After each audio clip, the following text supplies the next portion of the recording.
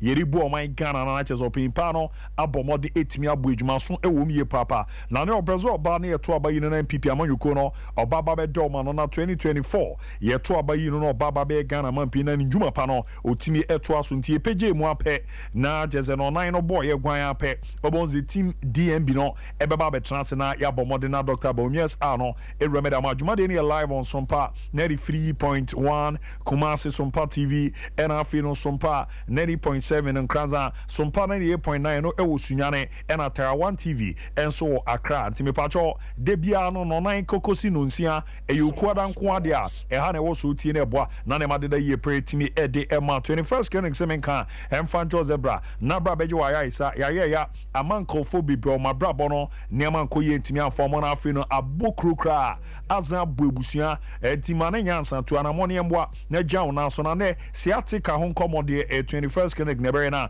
yasom na boama ne madade era ma siatika no odidi do nkoma simple the money is simple ni yesi ne no ebeboa we jaw na so na hihye na koyie pa etimi ediama na de man nkomo ye de no ene se otidi na yese de unze bia baby girl bia na kanchima bi din ene edi romenya no kre aye di nkofo nya pa titu no ye maame mo omukodwa ombetena sia kwa kusi enyumre ye papa no so saa oboze ndu bebi no osisuo de ba to aso onti na ewo no na ahya ase twetwe awura so echi obebi one rentu anamo adabi no o ba bebubu ntime pacho romu 21st keneken kwa na ebe na yaso ano etimiera manya no kon stroke na edunya diabetes na edunya ena afi ayawodo na ye bre na etimi aso ano etimiera momo e wo lab kese a ye beboa na ya cheke ahwe bebi a ye ne hye na